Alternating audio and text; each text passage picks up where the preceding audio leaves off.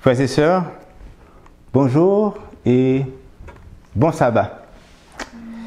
Que la grâce et la paix vous soient données de la part de notre Dieu et de son unique Fils, Jésus-Christ. Nous saluons nos frères et sœurs sur Zoom et vous qui êtes ici dans cette salle. Comme vous le savez déjà, nous sommes en train de faire une série sur les 7 piliers de la foi adventiste. Nous avons déjà vu 3 d'entre eux. Aujourd'hui, nous allons voir et nous allons nous pencher sur celui qui a pour nom, qui a pour titre la foi de Jésus.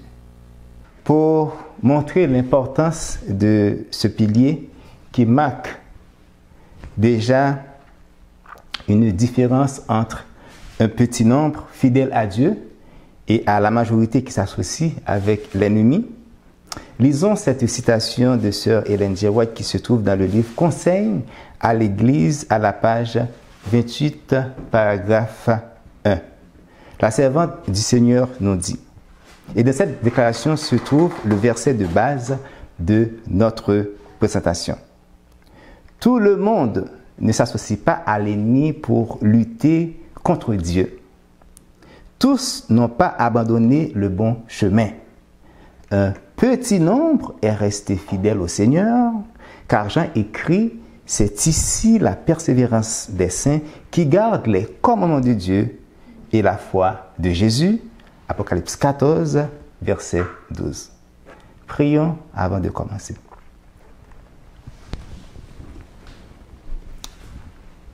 Père Céleste, merci pour ta présence parmi nous. Oui, nous savons que tu es là parce qu'il a été écrit dans ta parole, là où toi se réunis dans le nom de ton Fils, tu es là au milieu de nous. Tu nous bénis par ta présence. Merci pour ce que nous avons déjà fait dans ce culte pour toi. Nous avons chanté ton nom, nous avons entendu ce que tu nous as parlé dans l'école du sabbat et ce que tu nous as dit aussi dans l'esprit de prophétie. Et maintenant, le moment est arrivé où nous allons prendre la parole en ton nom pour partager le repas spirituel aujourd'hui. Alors, nous te demandons de nous accorder ton Esprit Saint, Seigneur, afin que nous puissions prêcher ta parole avec humilité et sagesse. Nous te demandons pardon pour nos péchés et je te prie aussi de bénir l'assemblée qui est ici et aussi nos frères et sœurs qui nous écoutent via Zoom et ceux qui auront aussi à écouter ce message par Internet. C'est notre prière au nom de ton Fils Jésus-Christ qui vit et qui règne au siècle des siècles. Amen.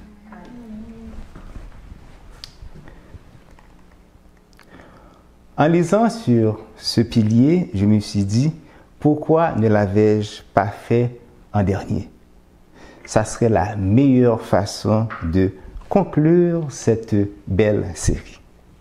Toutefois, nous voici ici pour vous présenter la foi de Jésus, pilier qui est essentiel, fondamental et d'une importance capitale et constitue être le centre duquel convergent tous les autres piliers de notre foi. C'est pour cela que nous avons titré cette présentation « La foi de Jésus, la colonne de la chrétienté ». Même quand nous l'avions déjà mentionné dans la première présentation, nous allons faire un rappel de la définition du mot « colonne ». On dit « colonne » ou « pilier ». Ce sont deux synonymes, c'est-à-dire qu'ils peuvent être se substituer partout l'un à l'autre sans changer de sens. Une colonne est un support vertical dont sa base se trouve enracinée dans une fondation. Elle soutient les parties supérieures d'un édifice, d'un pont ou d'une autoroute en hauteur. Les colonnes que nous voyons aujourd'hui sont faites généralement en acier et en béton. L'acier est le squelette métallique qu'on fait couler le béton. Automatiquement que les colonnes sont posées, impossible de les déplacer. Sans elle, l'édifice ne peut exister. Détruire la colonne, c'est détruire tout l'édifice.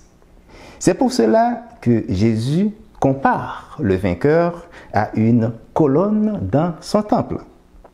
De la même façon qu'il est strictement interdit et déconseillé de détruire les colonnes d'une construction, Jésus compare le vainqueur à une colonne qui n'en sortira plus du temple de son Père.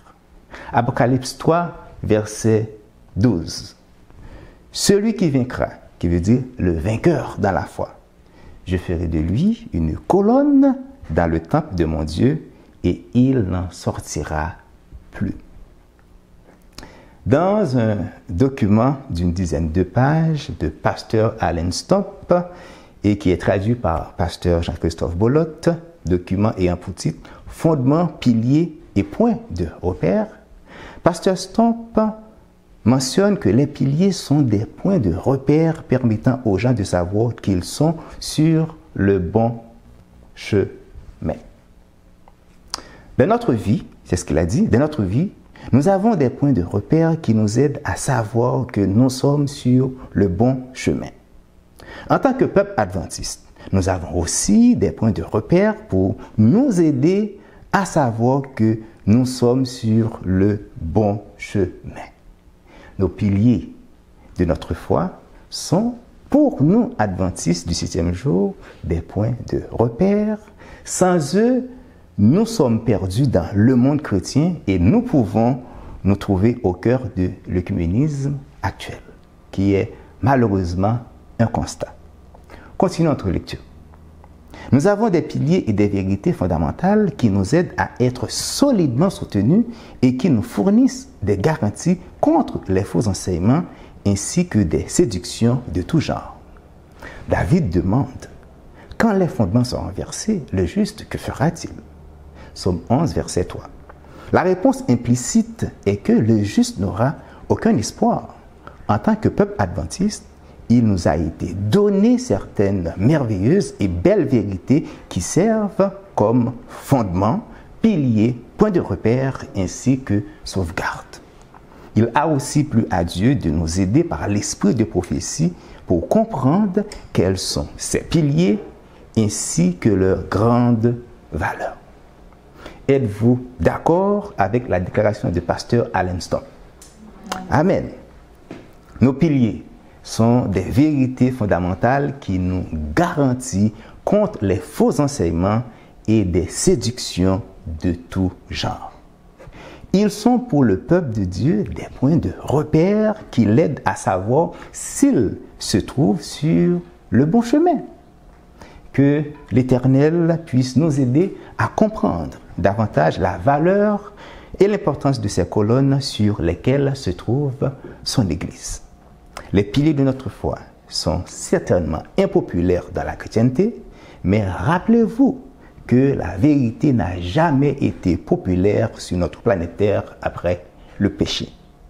Si la majorité des adventistes décident d'abandonner nos vérités impopulaires pour se détaguer de l'étiquette secte, nous autres, nous vous invitons à l'accepter avec fierté. Je vous rappelle que Paul avait été traité de la sorte par les Juifs qui combattaient contre la vérité et il avait accepté cette étiquette avec humilité et modestie. La foi de Jésus, la colonne de la chrétienté. Pour quelle raison un tel titre et une telle déclaration? C'est ce que nous allons essayer de comprendre dans le partage d'aujourd'hui. La foi en Jésus et la foi de Jésus. Dans la Bible, il y a l'expression la foi en Jésus et l'expression la foi de Jésus.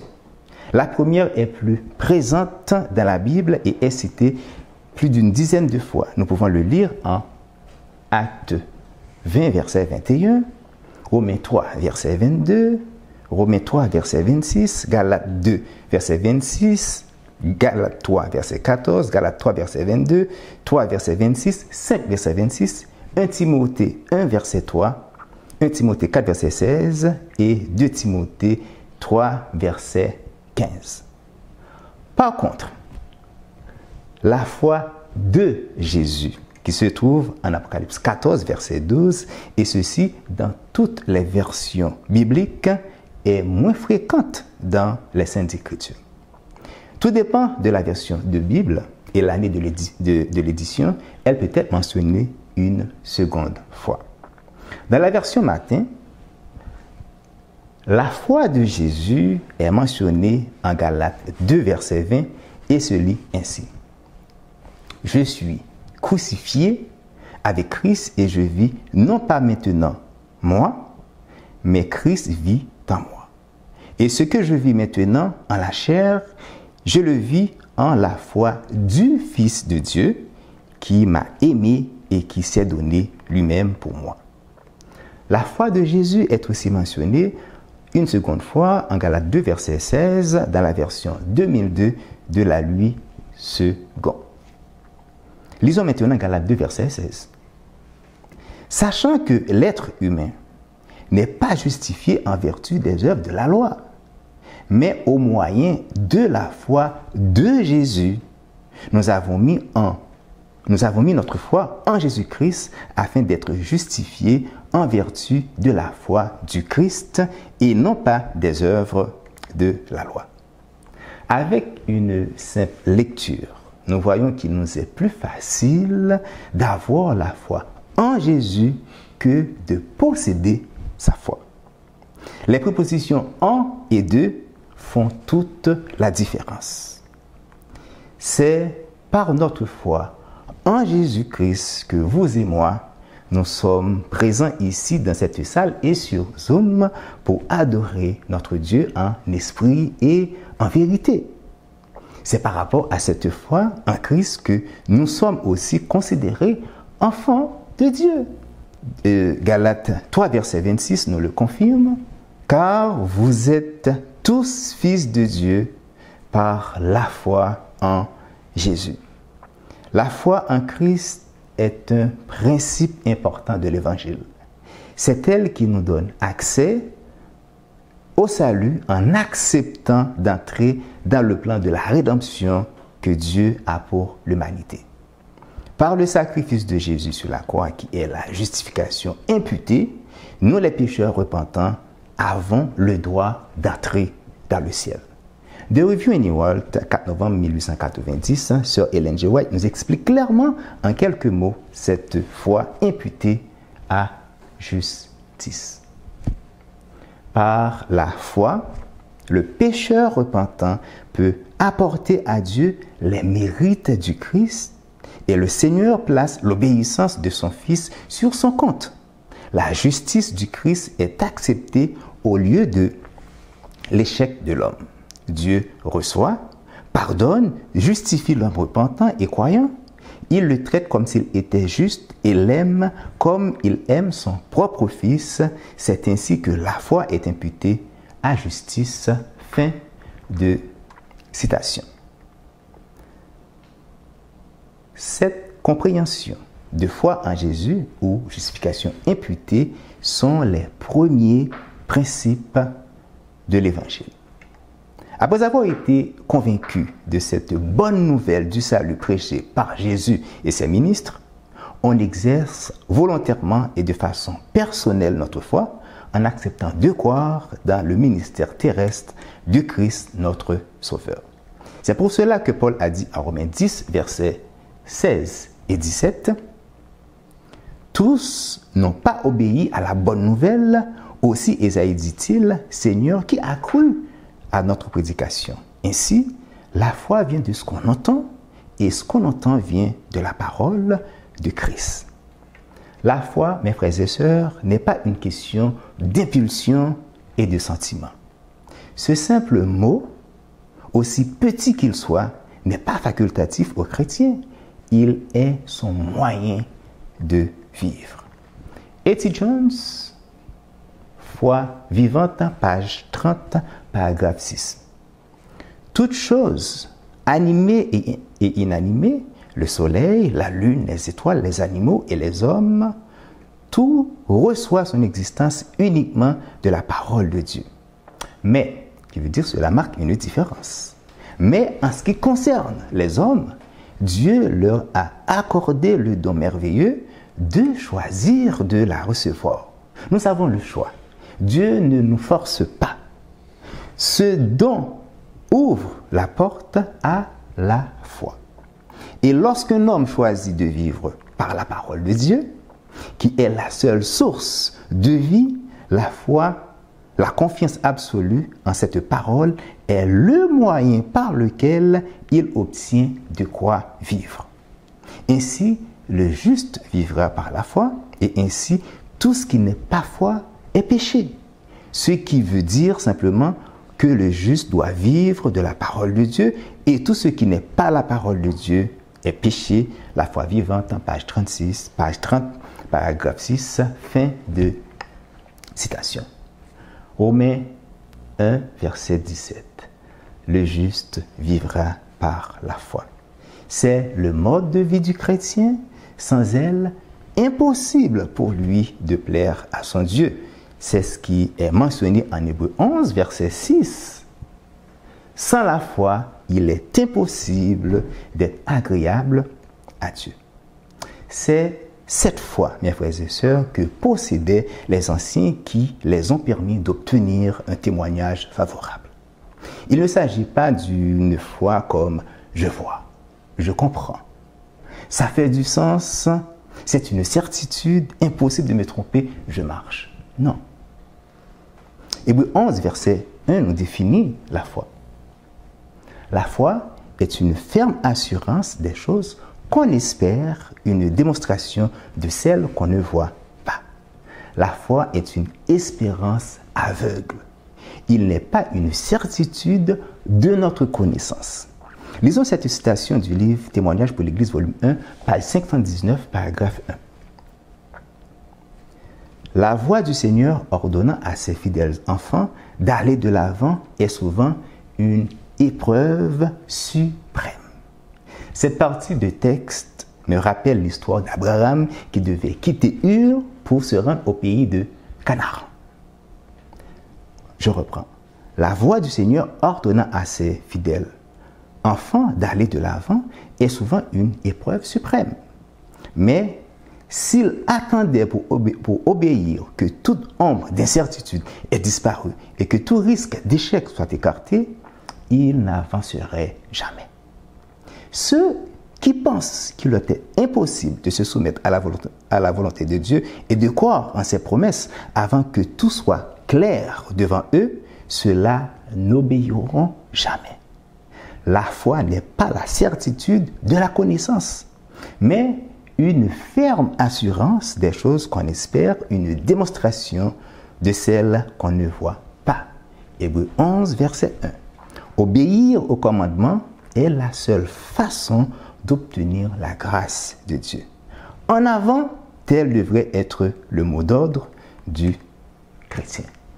Que ce texte serve de motivation pour chaque frère et sœur qui réfléchit encore sur le commandement de Dieu nous ordonnant de quitter les villes. Vous et moi, nous devons plaire à Dieu. Sans notre foi, il nous est impossible de lui être agréable. En Luc 18, verset 8, Jésus a fait une déclaration en posant une question. Cette déclaration concerne notre temps. Déclaration qui n'est pas du tout en notre avantage, nous qui vivons à la fin des temps. Luc 18, verset 8. Jésus-Christ a déclaré, « Quand le Fils de l'homme viendra, trouvera-t-il la foi sur la terre ?» La foi qui vient de ce qu'on entend, qui est la parole de Dieu, Jésus s'est demandé, trouvera-t-il des hommes et des femmes à sa seconde venue qui auront foi dans les Saintes Écritures? Il s'agit vraiment d'une question qui vise notre époque. Trouverai-je la foi à mon retour, mentionna Jésus. Et l'apôtre Paul l'a malheureusement aussi prophétisé. Lisons 1 Timothée 1, verset 4. 1 et 2 Timothée 4, verset 3. Dans le premier, verset, il déclare: l'Esprit dit expressément que dans les derniers temps, quelques-uns abandonneront la foi pour s'attacher à des esprits séducteurs et à des doctrines de démons. 2 Timothée 4, verset 3. Car il viendra un temps où les hommes ne supporteront pas la saine doctrine, mais ayant la démangeaison d'entendre des choses agréables, ils se donneront une foule de docteurs selon leurs propres désirs, détourneront l'oreille de la vérité et se tourneront vers les fables. Les ténèbres spirituelles sont causées par les docteurs qui enseignent de fausses doctrines. Message choisi, volume 1, page 17, paragraphe 2.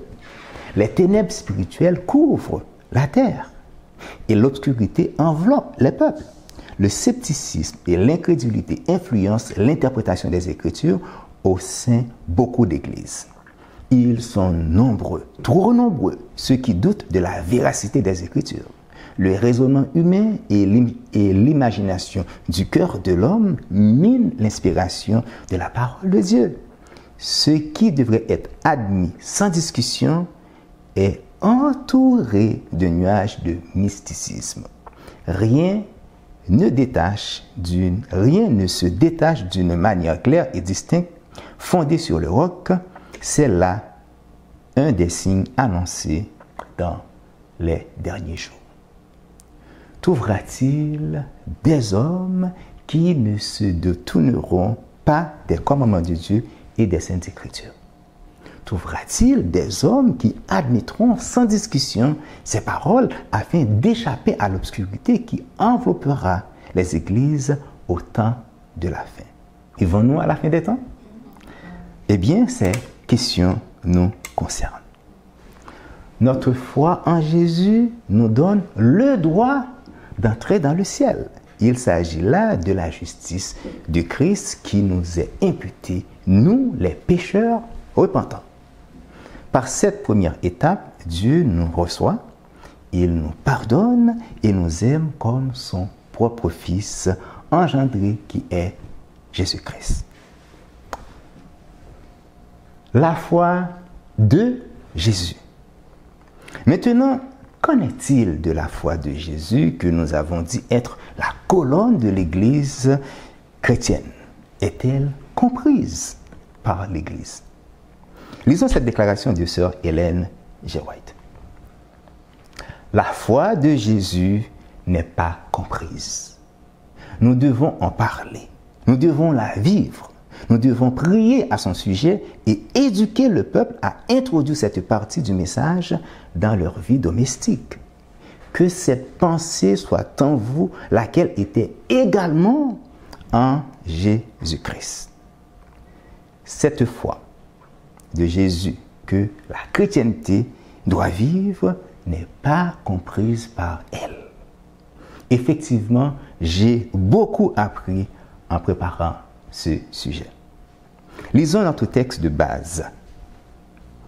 C'est ici la persévérance des saints qui gardent les commandements de Dieu et la foi de Jésus. Premier constat. Ce pilier marche de pair avec les commandements de Dieu, comme c'est le cas pour le témoignage de Jésus. Il s'agit là d'un lien étroit entre trois piliers fondamentaux de l'adventisme historique: les commandements de Dieu, le témoignage de Jésus et la foi de Jésus. Pour les deux premiers, nous avons déjà énuméré les différents points de doctrine avec lesquels ils sont liés. C'est ici la persévérance des saints qui gardent les commandements de Dieu et la foi de Jésus. Même quand frère Olivier l'a dit tantôt, nous allons le redire. C'est ce verset de l'Apocalypse 14 qui conclut le message du troisième ange, où il est question des gens qui boiront du vin de la fureur de Dieu et de sa colère et qui seront tourmentés dans le feu et le soufre parce qu'ils ont adoré la bête, son image et reçu sa marque sur le front ou sur la main. Les commandements de Dieu et la foi de Jésus sont de piliers de protection pour les enfants de Dieu à la fin des temps. Pourquoi? Parce qu'ils sont leur sauvegarde contre l'adoration de la bête et de son image et de sa marque. Piliers qui leur réserveront du feu éternel. La foi de Jésus a permis à Christ d'affronter le mépris et la mort qui l'attendait au calvaire. C'était une dure épreuve pour le Fils de Dieu. Toute notre espérance est basée sur cette foi qui nous aidera à endurer le dernier conflit à venir. Ce n'est pas sans raison que la foi de Jésus marche avec les commandements de Dieu et se trouve à la fin du message du troisième ange. Waggoner de Président True, le 29 août 1901, page 560, paragraphes 12 et 13. Il nous dit: la foi de Jésus fera pour nous ce qu'elle fit pour lui, qui veut dire pour Jésus. Et comme elle lui permit de voir la joie qui fut établie devant lui, et donc d'endurer la croix et de mépriser la honte, ainsi elle nous permettra de marcher joyeusement dans le sentier chrétien, dans les conflits et les épreuves sont inférieurs aux siens. À Gethsémane et au calvaire, la foi de Jésus rencontra le test suprême et en triompha glorieusement. Et cela est également un triomphe éternel pour ceux qui le suivent. Ayant enduré le plus grand test, cette foi endurera sans aucun doute tous ceux qui lui sont inférieurs. Et la victoire qui a vaincu le monde, c'est notre foi. Fin de citation. Lorsque nous avons présenté le graphique des 7 piliers de l'adventisme moderne, nous avons constaté en quelque sorte que les piliers, les commandements de Dieu et la foi de Jésus sont encore présents dans leur charte. Le pilier, la foi de Jésus, est mentionné tel qu'il est nommé par l'adventisme historique. Mais le pilier, les 10 commandements de Dieu de l'adventisme historique, est devenu 2 piliers dans l'adventisme moderne qui sont la loi de l'amour de Dieu et le sabbat. À signaler que le texte de l'Apocalypse 14, verset 12 ne nous dit pas « c'est ici la persévérance des saints qui gardent la loi de l'amour de Dieu, le sabbat et la foi de Jésus ». Non. Cependant, pour quelle raison les dirigeants de la nouvelle organisation ont divisé en 2 le pilier, les commandements de Dieu? Ils l'ont fait probablement dans le but de conserver une liste de 7 piliers après avoir éliminé de façon définitive le pilier, la personnalité de Dieu et de Christ, pilier sacré, éternel et salutaire.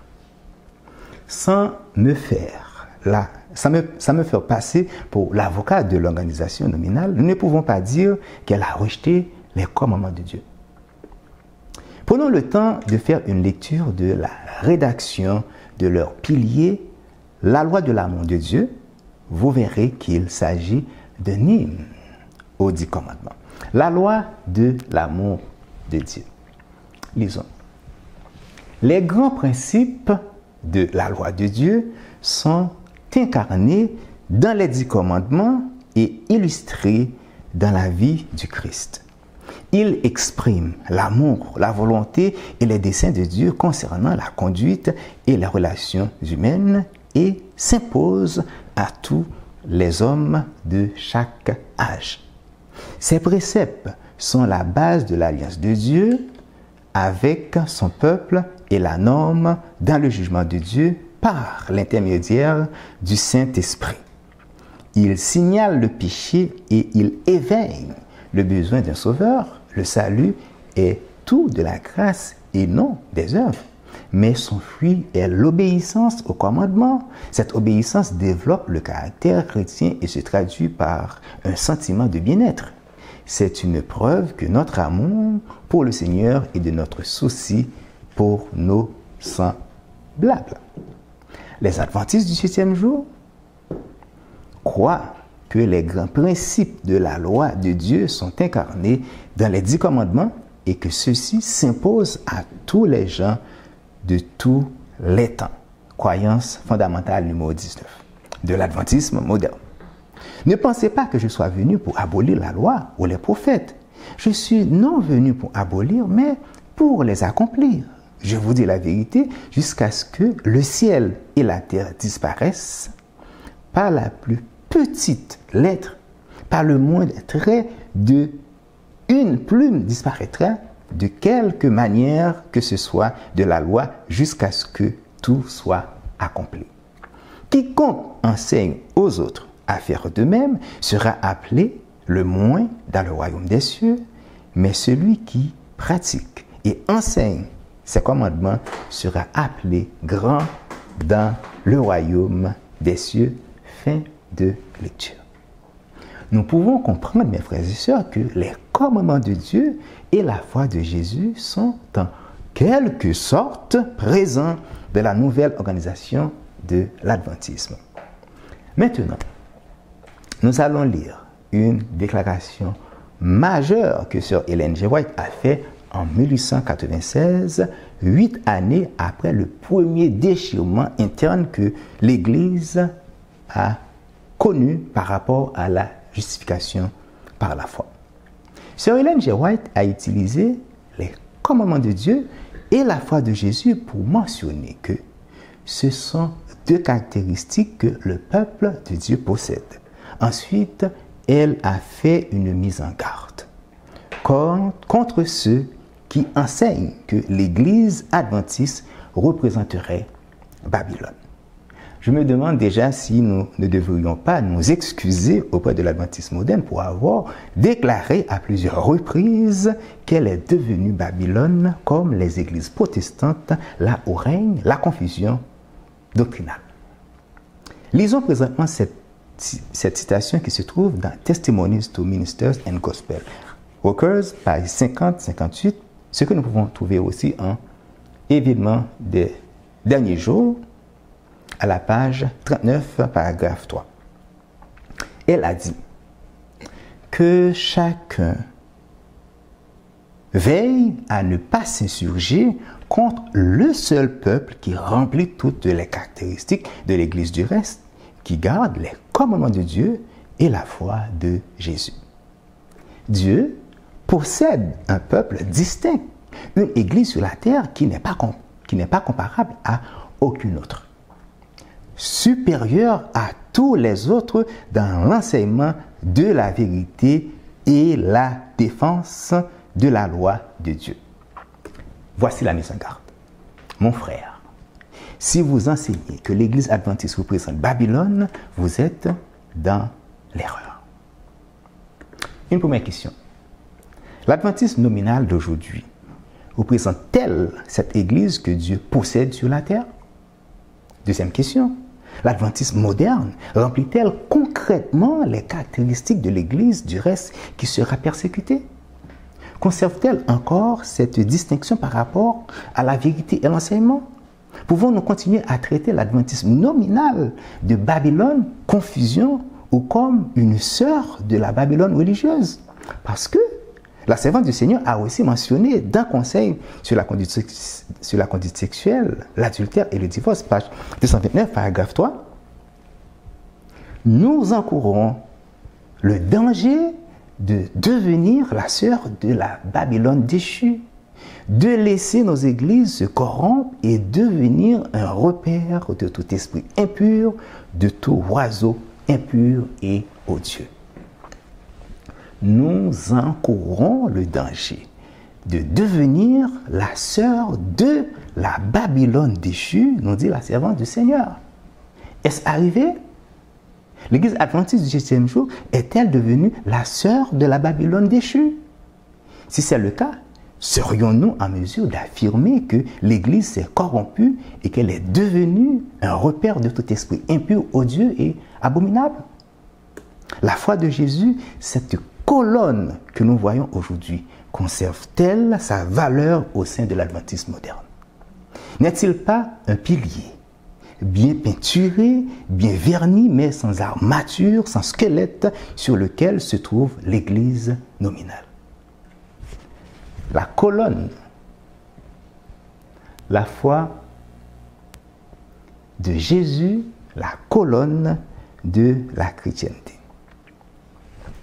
Témoignage de Jésus et la foi de Jésus sont deux expressions qui se trouvent dans le dernier livre de la Bible.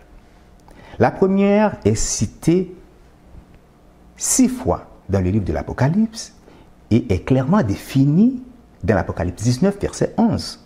Le témoignage de Jésus est l'esprit de la prophétie. Par contre, pour la deuxième, qui est la foi de Jésus, nous n'avons aucun verset biblique qui la définisse de façon claire et précise. Cependant, comment nos pionniers comprenaient-ils cette expression qui est un des 7 piliers de notre foi que nous devons absolument garder et qui est une garantie contre l'adoration de la bête, son image et sa marque? La foi de Jésus, compréhension des pionniers. Commençons par Harvey Waggoner, une tête très connue de notre Église. Ce dernier a fait une comparaison entre les commandements de Dieu et la foi de Jésus dans son livre titré The Spirit of God, livre qu'il a écrit en 1877. Il a mentionné ceci à la page 56, paragraphe 2. La foi de Jésus est unie au commandement de Dieu et ne se substitue pas à eux. La foi de Jésus est une expression complète et doit inclure l'ensemble du système évangélique dans ses devoirs et ses promesses. Quand Waggoner mentionne que la foi de Jésus ne se substitue pas au commandement de Dieu, il veut nous dire qu'elle est distincte au commandement de Dieu, elle a son sens propre. Nous devons nous rappeler que les commandements de Dieu ne peuvent sauver le pécheur. Ils lui pointent ses actions mauvaises. C'est pour cela qu'il est dit en Romains 3, verset 20. En Romains 3, verset 20, c'est par la loi que vient la connaissance du péché. Par contre, la foi de Jésus est l'unique moyen d'échapper au péché. On obtient la justice par la foi de Jésus, de Galates 2, verset 16, de la version Louis II, que nous avons lu au début de cette version. Ok? Il nous dit, sachant que l'être humain n'est pas justifié en vertu des œuvres de la loi, mais au moyen de la foi de Jésus, preuve qu'ils sont réellement distincts.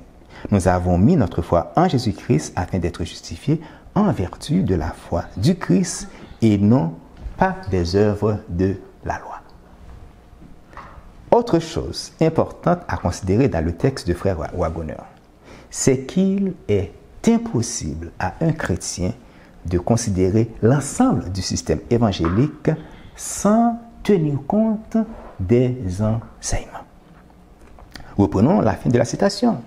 La foi de Jésus est une expression complète et doit inclure l'ensemble du système évangélique dans ses devoirs et ses promesses.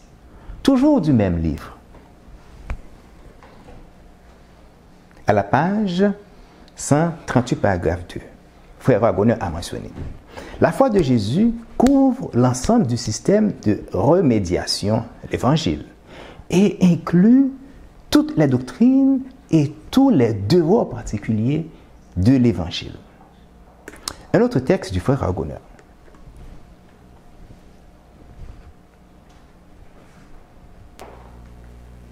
Le message du troisième ange est la proclamation des commandements de Dieu et la foi de Jésus-Christ. Les commandements de Dieu ont été proclamés, mais la foi de Jésus n'a pas été proclamée par les adventistes du 7e jour comme d'égale importance. La loi et l'Évangile vont main dans la main. Je ne trouve pas de langage pour exprimer ce sujet dans sa plénitude. Dans les citations de Frère Waggoner, nous avons compris que la foi de Jésus a rapport avec les doctrines, les enseignements bibliques. Pour lui, la foi de Jésus est l'Évangile.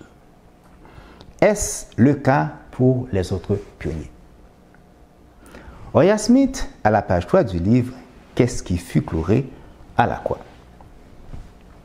Les 10 commandements sont les commandements de Dieu auxquels nous amène le 3e message d'Apocalypse 14 en rapport avec la foi de Jésus, laquelle comprend tous les enseignements et les préceptes du Christ et de ses disciples dans le Nouveau Testament. La compréhension de Frère Smith n'est pas différente de celle de Frère Waggoner. Il mentionne que la foi de Jésus comprend tous les enseignements et les préceptes du Christ et de ses disciples qui se trouvent dans le Nouveau Testament. Lui aussi, il a fait la distinction entre les commandements de Dieu et la foi de Jésus. Une preuve que la foi de Jésus a rapport avec les enseignements du Christ. James White, qui a écrit contre les fausses doctrines de l'Église catholique, telles que le baptême par aspersion, l'état conscient des morts et la Trinité, a dit ceci dans The Advent Review and Sabbath Herald le 12 septembre 1854 à la page 36, paragraphe 7. La masse qui a tenu ces erreurs fondamentales l'a sans doute fait par ignorance. Mais peut-on supposer que l'Église du Christ amènera avec elle ces erreurs jusqu'à ce que les scènes du jugement fassent éruption sur la terre? Nous ne le pensons pas. Ce sont ici ceux qui gardent les commandements de Dieu et la foi de Jésus. Cette classe qui vit juste avant le second avènement ne gardera pas les traditions des hommes et ne maintiendra pas d'erreurs fondamentales relatives au plan du salut par Jésus-Christ. Et comme la vraie lumière brille sur ces sujets et qu'elle est rejetée par la masse, alors la condamnation tombera sur eux et cette heure solennelle et redoutable approche à grands pas. Frère White est clair dans son texte. L'Église de Dieu qui possède la foi de Jésus ne pourra pas amener avec elle les traditions de Rome, les erreurs fondamentales et antiscripturaires relatives au plan du salut. Si les frères et sœurs refusent de prendre note et persistent dans leur rejet de la vérité, ils seront malheureusement condamnés. L'Église du reste ne pourra pas emmener avec elle au ciel les doctrines antiscripturaires de la Babylone religieuse comme étant le peuple qui possède la foi de Jésus. Encore, la foi de Jésus a rapport avec les vérités de l'Évangile. Lisons maintenant une déclaration de Sir Ellen G. White qui se trouve dans Manuscrit Ulysses, volume 5, page 290, paragraphe 2. J'ai vu que les frères et sœurs n'avaient pas compris la foi de Jésus dans sa vraie lumière. Ces frères ont enseigné que cela était la guérison des malades, etc. Il ne s'agit pas simplement de guérir des malades, mais il s'agit de tous les enseignements de Jésus dans le Nouveau Testament. Les commandements de Dieu et la foi de Jésus, je vis que c'était l'ensemble du Nouveau Testament, lequel fait le récit de Jésus. Qu'est-ce que la foi de Jésus? Il s'agit de tous les enseignements de Jésus qui se trouvent dans le Nouveau Testament. Avec la compréhension que nous avons maintenant de l'expression « la foi de Jésus », faisons maintenant une lecture de Galates 2, verset 16 et d'Apocalypse 14, verset 12, en remplaçant la foi de Jésus par la compréhension de nos pionniers. Voyons si leur compréhension fait du sens. Petit exercice. Commençons avec Apocalypse 14, verset 12, et lisons. C'est ici la persévérance des saints qui gardent les commandements de Dieu et les enseignements du Nouveau Testament. Ça fait du sens? Amen. Autour de Galates 2, verset 16.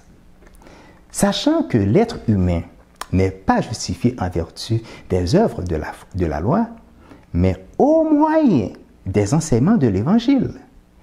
Nous avons mis notre foi en Jésus-Christ, qui veut dire toujours l'enseignement de l'Évangile, afin d'être justifiés en vertu de l'Évangile et non pas des œuvres de la loi. Si aujourd'hui nous sommes rendus justes et ayons part à l'immortalité, c'est parce que nous avons répondu à l'appel de Dieu par la prédication de l'Évangile. C'est pour cela qu'il est dit en 2 Timothée 1, verset 9 et 10. Par la puissance de Dieu qui nous a sauvés et nous a adressé une sainte convocation, par quoi Dieu nous a-t-il annoncé cette convocation? Par quoi?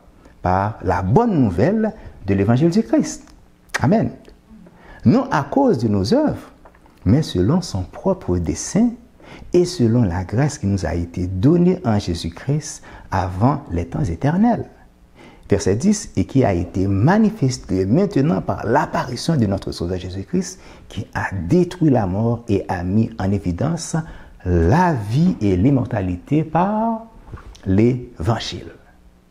Nous sommes justifiés parce que nous avons répondu à l'appel de Dieu par la prédication de l'Évangile.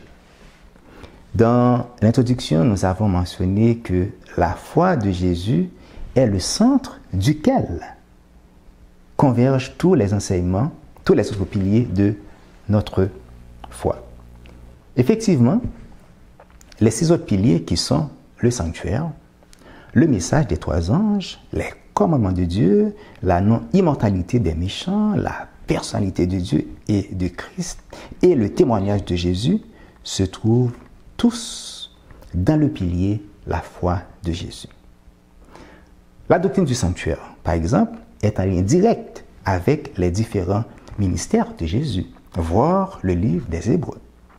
Les messages des 3 anges sont des messages destinés pour notre époque, la fin des temps. Ce sont des messages qui doivent être prêchés avant le retour en gloire de notre Sauveur et Seigneur Jésus-Christ. Voir Apocalypse 14.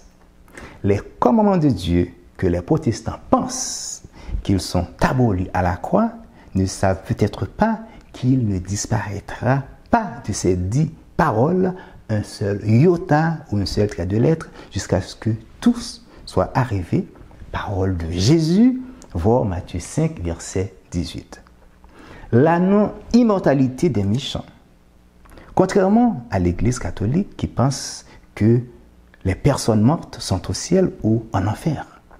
Alors, voir 1 Corinthiens 15, verset 51, 52 et 1 Thessaloniciens 4, verset 16, 17. La personnalité de Dieu et de Christ que l'enseignement de la Trinité a détruit. La Bible est claire, mes frères et sœurs, qu'il y a un seul Dieu qui est le Père et un seul Seigneur Jésus-Christ, le Fils engendré de l'Éternel, voir Jean 17, verset 3. Et le témoignage de Jésus, qui n'est autre que l'Esprit de prophétie, voir Apocalypse 14, verset 12 et Apocalypse 19, verset 10. Tous ces piliers font partie intégrante des enseignements du Christ et de ses disciples.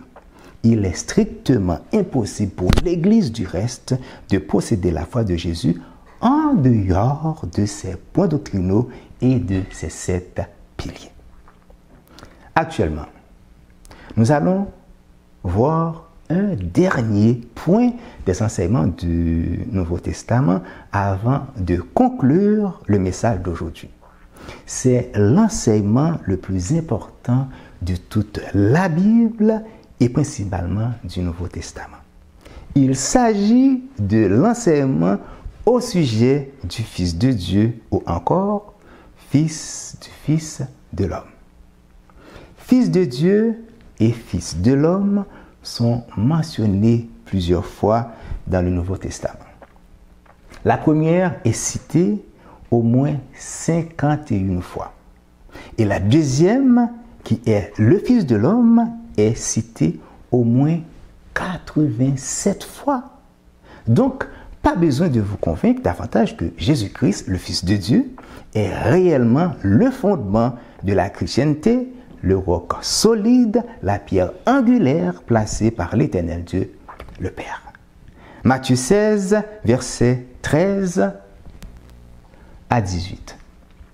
Jésus, étant arrivé dans le territoire de Césarée de Philippe, demanda à ses disciples, « Qui dit-on que je suis, moi, le Fils de l'homme ?» Les disciples répondirent, « Les uns disent que tu es Jean-Baptiste, les autres Élie, les autres Jérémie ou l'un des prophètes. » « Et vous, leur dit Jésus, qui dites-vous que je suis ?» Simon-Pierre répondit, « Tu es le Christ, le Fils du Dieu vivant. » Jésus, reprenant la parole, lui dit, « Tu es heureux, Simon, fils de Jonas, car ce ne sont pas la chair et le sang qui t'ont révélé cela, mais c'est mon Père qui est dans les cieux. Et moi, je te dis que tu es Pierre, et que sur cette pierre, je bâtirai mon église, et que les portes du séjour des morts ne prévaudront point contre elle. » Quand Pierre avait dit à Jésus qu'il est le Fils du Dieu vivant, il ne l'avait pas mentionné dans un sens spirituel ou métaphorique, mais de façon littérale. Jésus est réellement le Fils engendré de Dieu. Le moment est arrivé pour que les enfants de Dieu mettent de côté le raisonnement humain et l'imagination du cœur de l'homme qui mine l'inspiration de la parole de Dieu. Nous devons admettre sans discussion que Jésus-Christ est réellement le Fils littéral de Dieu. Cette vérité confessée par l'apôtre Pierre constitue le fondement de la foi de chaque croyant. C'est d'elle que le Christ lui-même a dit qu'elle est la vie éternelle. Une dénomination ou une organisation religieuse qui ne reconnaît pas la littéralité du Fils de Dieu et qui enseigne la doctrine de la Trinité ne peut en aucun cas posséder la foi de Jésus. Elle devient sans aucun doute une organisation religieuse sans fondement. Même quand le nom du pilier, la foi de Jésus, peut se trouver dans leur liste des piliers, il ne s'agit d'une colonne bien peinturée, bien vernie, sans armature, sans squelette, qui s'écoulera au temps d'épreuve qui viendra. Rappelez-vous de cette citation qui se trouve à la page 5, paragraphe 4 du livre « La vie sanctifiée ». Le temps d'épreuve viendra sur tout et les espoirs de plusieurs de ceux qui seront crus en sécurité depuis des années seront perçus comme étant sans fondement. Lorsqu'ils seront placés dans de nouvelles situations et sous diverses circonstances, certains de ceux qui semblaient être des colonnes de la maison de Dieu révéleront n'être que du bois pourri sous la peinture et le vernis. La foi de Jésus, mes frères et sœurs, est celle que nous avons besoin. Par elle, nous pouvons résister au milieu des tempêtes et du temps d'épreuve à venir. Frères et sœurs, nous sommes peu nombreux qui acceptons de rester sur les piliers de notre foi étant des adventistes du 7e jour. Que Dieu puisse nous animer d'un esprit de persévérance pour ne pas abandonner les trois sentiers. Nous arrivons maintenant à la fin du message. Nous allons conclure avec un texte de frère Waggoner du livre de Present Truth. Ce texte se trouve à la page 560. La couronne de la victoire est la paix. Amen. Et celle-ci nous fut donnée, un don, car Jésus a dit, « Je vous laisse la paix, je vous donne ma paix. » Jean 14, verset 27. Nous savons donc que Christ nous donne la victoire qu'il remporta une fois pour toutes. Par conséquent, notre combat n'est pas de remporter la victoire, mais de la garder. Nous sommes exhortés à garder ce qui nous fut confié. La victoire est dans la foi de Jésus, et si nous gardons cette foi, nous ne perdrons jamais la victoire. Gardons la foi de Jésus, qui est la colonne de la chrétienté. Que le Seigneur vous bénisse. Amen.